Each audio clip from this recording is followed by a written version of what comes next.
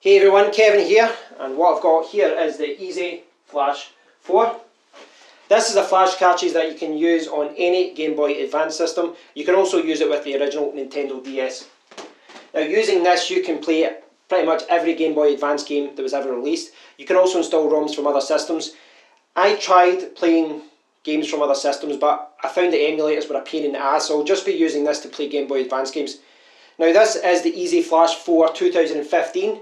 Also known as the EZ Flash 4 Micro SD. The reason it was called that is because previous versions of this used Mini SD. Mini SD, well, the cards are very hard to find in the first place, but one of the other problems was that it could only allow storage up to 2 gigabytes, perhaps 4, I think it was only 2 gigabytes. With this Micro SD version, you can use cards up to 32 gigabytes. I did try a 64 gigabyte card, but it didn't work, perhaps because of the file limit, or perhaps because the card is too quick. I'm not sure, but it does say on the website you can only use cards up to 32 gigabytes, and that's all I've been able to get working on this. Now a lot of people say that this is actually quite hard to install. It's not too bad. There's a guide online that I followed, and what I'd like to do in this video is just kind of walk you through those steps that I followed. I will link to that guide below in the description area. But essentially all you have to do is install the firmware, and then you need to flash all the ROMs and then flash those ROMs onto your micro SD card and then put it back into your system. Just for reference, this does retail for normally between $20 and $40 around the world. It does depend where you're buying it from and what region in the world you're from. I bought it on eBay UK for, I think it was £22.50 or something. It was under £45 for two. So I've owned it for a few months. The first one I installed all the games on, I gave it to my little brother, and I've been late with it, but I've been sitting on this for a few months, and I thought, right, okay, it's time to install the games. So let's walk through all this, and I'll show you how easy it is to get games on this cartridge, and you can walk about with 1,000 or so fantastic games in your back pocket. Let's get to it. Before you do anything, check that the cartridge is working okay, because the build quality of the EZ Flash 4 is not very good. Insert the cartridge into your Game Boy and turn it on. If it's working correctly, you should see a Game Boy logo and a Nintendo logo. If you've inserted the cartridge a few times and it isn't loading, you might have a problem with the contacts in the Game Boy itself or in the cartridge. If blowing on it doesn't work, try using some contact cleaner. Some people have also said that using a little bit of paper inside the cartridge will help the cartridge connect to the Game Boy better. If none of these solutions work, contact the seller for a replacement. The person I bought it from eBay sent out a working replacement immediately, so be sure to contact them if it isn't working. What you need to do now is insert your micro SD card into your computer and format it as FAT32. Next, open your browser and go to ezflash.cn. Go to the download page and download the latest kernel for the EZ Flash 4. Unzip the downloaded file and then copy the ez5sys.bin file to the root of your micro SD card. Eject the micro SD card from your computer and put it back into the EZ Flash 4 cartridge.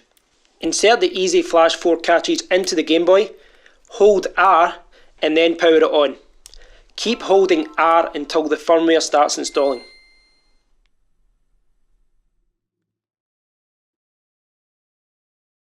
When the firmware has been installed, you will be taken to the EZ Flash 4 interface.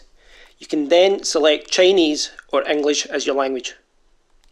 If you accidentally select Chinese as your language, you can change it back to English by selecting the third icon, choosing the top selection and then moving down and selecting English.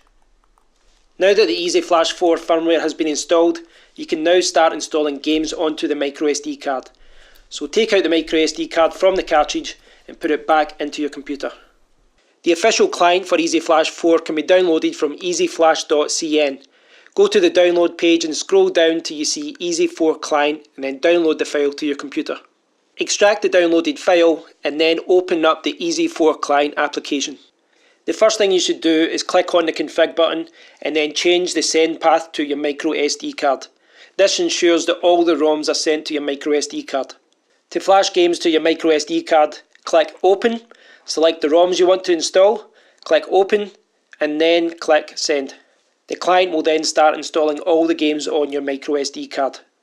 Unfortunately, the official client only supports 20 games at a time being patched. If you try to install any more, the client will crash. That is why I use the alternative client that's available through gbatemp.net.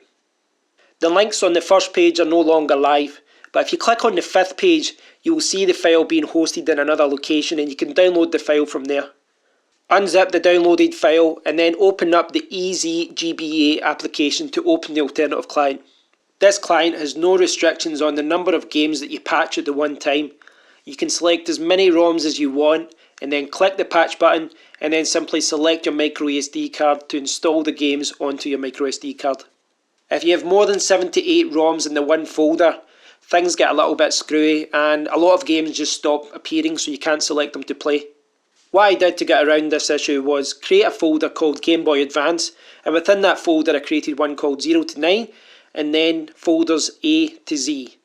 I made sure that each folder had less than 7 to 8 ROMs. I also created a folder called Best Games so that I can quickly access my favourite games. I found that this folder structure works really well for me, but as long as you place less than 7 to 8 ROMs in each folder, you can organise it in any way that you want.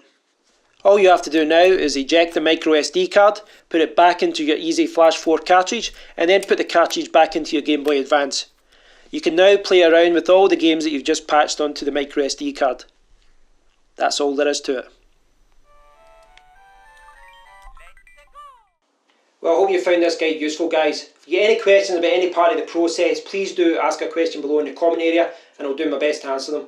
Stay tuned because I will be doing another video and I'll look a little bit closer at how this works on the system and just talk about how it works as far as playing games, saving games, operating the menu system and that kind of thing. Thanks for watching and until next time, take care.